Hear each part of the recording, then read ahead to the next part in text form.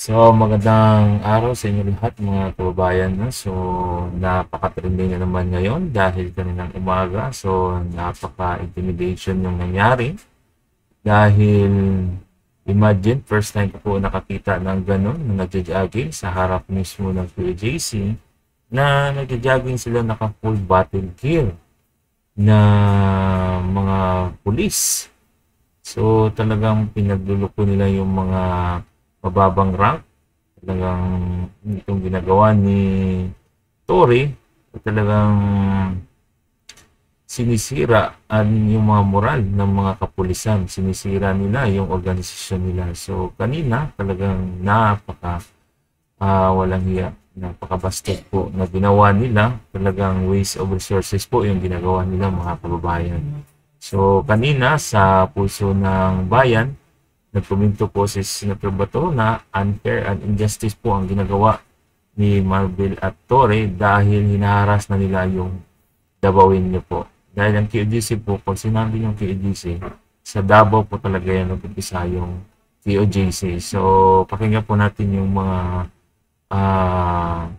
banat ni Senator Bato de la Rosa.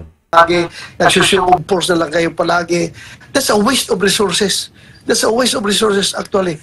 You intimidate your own people, gano'n na pala. Kasi hindi nyo makita yung hinahanap ninyo na may warrant of arrest. I-intimidate na nyo ang kalahatan ng mga tao. That's unfair. That's injustice. That's unjust sa mga tao ng Davao. So, ayan guys. Minute po yung ulo dyan ni Senator Bato. Sa nakita niya yung nangyari kaninang umaga po. So, panoorin po natin yung buong detalye ng video ito sa interview kaninang umaga sa Pulso ng Bayan po. Talagang talagang nang-iinis talaga to si Tory sa mga taga-QAJC. So, nasaksiyan po natin yung kaninang umaga mga kababayan. So, ito panoorin po natin yung buong yung part na interview nito ni Senator Bato de la Rosa.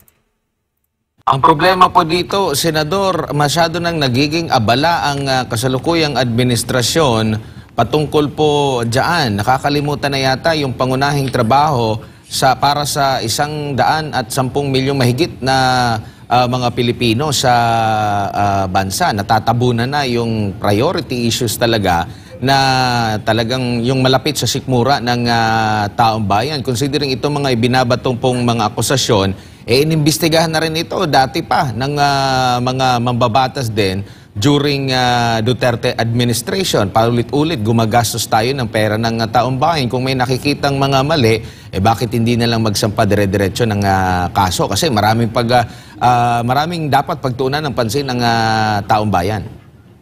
Yun nga, Admar, ang pinagtataka ko, kung bakit ganun na lang sila makafocus, no? Itong gobyerno na ito, bakit ganun na sila makafocus ng resources nila patungo doon sa against Pangulong Duterte at sa kanya mga kaalyado. In their search na mapin down si Pangulong Duterte, kinalimutan na yung mga basic na pangangailangan ng taong bayan. Kagaya nangyari ngayon sa Davao. In their quest na maaresto si Pastor Apollo Kibuloy, halos lahat na ng tao ng Davao kinakalaban na nila, hinaharas na nila at kanila nang ina-antagonize. Mali po na approach yan. Maling-mali na approach yan. Hinahanap mo isang tao, 4 na tao na may warrant of arrest. Granting na yun nga, duty niyo yan, nahanapin yan. But in doing so, you need not antagonize the whole community of Davao City na parang hinaharas na niyo palagi, nagsushow force na lang kayo palagi. That's a waste of resources. That's a waste of resources actually. You intimidate your own people, gano'n na pala. Kasi hindi niyo makita yung hinahanap ninyo na may warrant of arrest. I-intimidate na niyo ang kalahatan ng mga tao. That's unfair. That's injustice. That's unjust sa mga tao ng Davao. Hindi po maganda yan. So, So, kanina po itong umaga mga kababayan, no, talagang panghaharas at intimidating po yung ginawa nila kaninang umaga. At kunwari, nagja-jogging at naka-full battle gear. Kung alam niyo po mga kababayan, Nagja-jogging po yan sila. Dito po sila sa papasok diyan sa may Jollibee. Diyan po sila nakikita natin nagja-jogging. Pero ngayon dito talaga sila sa harap ng KGC. Diyan sila lumiko sa harap mismo ng school ng Jose Maria College. So sa tingin niyo po, ano pong makomento niyo diyan? Talagang mga sirang ulo na mga bangag na yung mga pulis natin. Sinisira po nila yung organisasyon ng mga kapulisan. Talagang ginagamit talaga ni Torre yung puwersa ng Region 11 para lang sa walang kwentang trabaho na pinapagawa niya sa mga pulis, mga kababayan. So, nakita po natin na talagang obsessed sila. So, ayan. Tingnan niyo mga kababayan, galit na po ang Dabawin niya sa mga pinagagawa ng mga bangag ng mga general, lalo ni General Ding Tama Kababayan. Ang magtataka ko, bakit they are dead serious on focusing on how to bring down Duterte and his allies. Pero lang, sige na, hindi naman natin sila hinaharangan, no? Kung mandato talaga nila, mandato mo talaga nila na i-implement yung warrant of arrest. Kasi may court order yan. Sige lang, implementin nyo po. In doing so, please, do not antagonize the Dabawinyo people. Hindi po maganda yung ginagawa na gano'n. At speaking of pangaras, kanina pong madaling araw, daan-daan yata itong mga pulis na sabay-sabay nagja-jogging, naka-full battle gear, nagja-jogging, naka-formation pa sila. And minsan nakakakos na rin ng traffic. Ito po yung nangyari sa tapat na naman ng KOJC Central Headquarters, dyan po sa lungsod po ng Davao. Pinagja-jogging yung mga pulis na naka-full battle gear. Pag sinabi yung full battle gear, mula ulo hanggang paa yung ginagamit talaga sa mga operation, kompleto sila. Admar, hindi man natin sila mapigilan, no? Because that road is a public road. Pwedeng gagamitin yan kahit sinong gustong gumamit dyan. Pero alam naman natin kung anong inner purpose ng ginagawa nila. But then legally, we cannot question them about that dahil kahit na ilang batalyon yung padyagingin lang sa karsada, hindi natin sila pwedeng pigilan dahil private road yan. Hindi natin pwedeng pigilan. Pero alata naman masyado talaga kung ano yung purpose niyan. Pwede i-intimidate kung sinong dapat ma-intimidate. Sige lang, Almar. Sige lang. Take and take lang tayo. Nothing is forever. Opo. Pero, Senador, bumaba po si dating Pangulong Rodrigo Duterte nang may mas mataas pa yata doon sa pag-upo niya na satisfaction rating. Mataas yung grado na ibinigay sa kanya batay sa mga survey nung pagbaba niya. Dapat, kung naging abusado ang Duterte administration, di ba dapat hindi satisfied yung taong bayan? So itong ginagawa na pag-question sa mga nagiging hakbang ng Duterte administration, parang hindi tugma doon sa gusto ng taong bayan. Politika, Admar. Politika. Wala ka na bang ibang rason dyan? Politika. Perpetuation of power. They want to perpetuate themselves in power. Yan lang naman ang nakikita kong rason dyan. Bakit nila ginigibaan ang Husto Pangulong Duterte para magiba rin si Inday Sara na alam nila na ito yung pinakamalakas na pwedeng magiging sunod na Pangulo ng bansa. Wala naman tayo nakita pang iba pang rason dyan. Opo. Senador, si Congressman Pulong Duterte, meron pong ipinanukala na every 6 months yung mga elected at appointed na mga public officials ay isa-ilalim po sa hair follicle drug test. At ganun din po yung sa mga tatakbo sa halalan, isa sa ilalim din po sa hair follicle drug test. Kayo po ba ay susuportahan ninyo itong panukalang ito? Suportado Kuya Admar. In fact, mag-file rin ako ng aking counterpart dito sa Senado. Pero ang tanong, makalusot kaya yan, Admar? Yun ang tanong. Makalusot kaya yung batas yan? Let's be frank about it.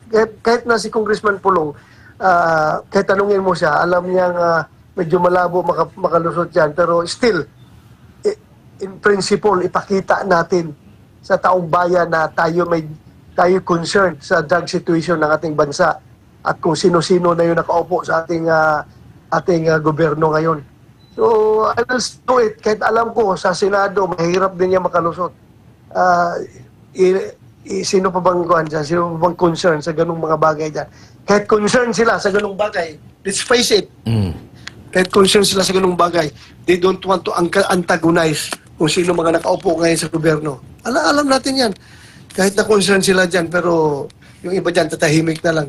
Pero di po ba? That's the sad reality. That's the sad reality. Opo. Pero di po ba yung mga mambabatas, mga kongresista at kayo po mga senador, tinaguri ang mga representante ng taong bayan? At meron kaming pa-survey dito nga, mahigit 1,100 na ang lumahok dito sa poll question at 98% ang nagsasabi na sila'y pabor dito, Senador, sa panukala ni Congressman Pulong. Taong bayan na po ang nagsabi na pabor sa kanila dahil ayaw nila na ang namumuno saan man, mapalokal man o national, hindi wala sa tamang katinoan kasi nakaka-apekto yun sa kanyang pagdidesisyon.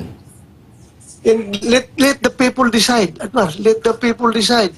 Let the people decide. Kung yung kanilang mga representante ay ayaw sumuporta sa kanilang kagustuhan, then let them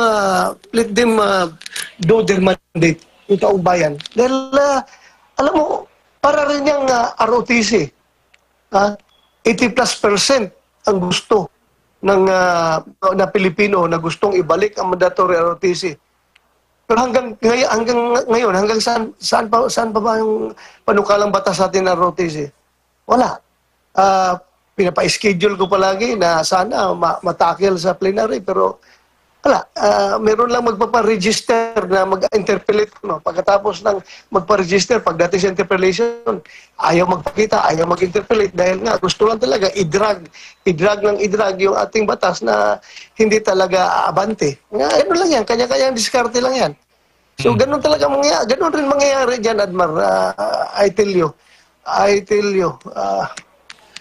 Oo. Senator, huli na lang si Jade po ito. Although ito binibiripik pa natin, hindi pa ito, baga, kung in short, marites pa lang. Pero hindi malayong posibleng mangyari.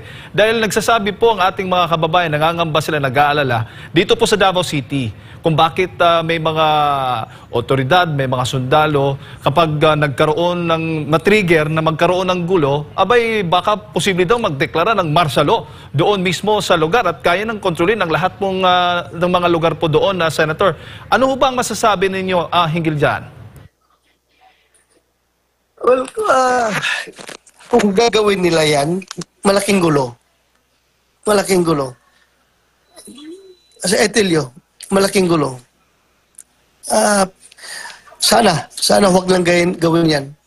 Kasi kung gagawin lang, magdeklara sila martial law. Ang tao ay, alam mo na, yung mandato nila nanggagaling sa taong bayan yan. At ang taong bayan kung magdesisyon, pasensya na lang. Kung ubusin lang pasensya ng taong bayan. Ganoon lang yan. Yes, sir. Senator, huling mensahe po ninyo muli sa ating mga kababayang nanonood po sa mga oras na ito. Sa aking mga kababayan na nanonood ngayon, pasensya na kung ganito nangyari sa ating bayan. Hindi natin kasalanan ito. Kasalanan ito sa mga taong sakim sa kapangyarihan na gustong manatili at gustong makapisto forever dyan sa paghawak sa rinda ng gobyerno. Pasensya na po kayo. Hindi ito, as I've said, walang forever. Tiis-tiis lang tayo. May solusyon din na lalabas para dito. Yun lang po ang masasabi ko sa aking mga kababayan. So, ayun mga kababayan, napakinggan natin si Senator Bato de la Rosa. Talagang tiis-tiis lang muna dahil panguluhan tayo ng mga sakim sa kapangyarihan, sakim sa kayamanan, sakim sa lahat. So, in short, mga gahaman sa kapangyarihan. So, salamat sa inyong panonood, guys. Musikero sa Bukid. So, huwag niyo kalimutan i-subscribe, like at i-share. Magandang araw sa inyo. God bless us all. Peace.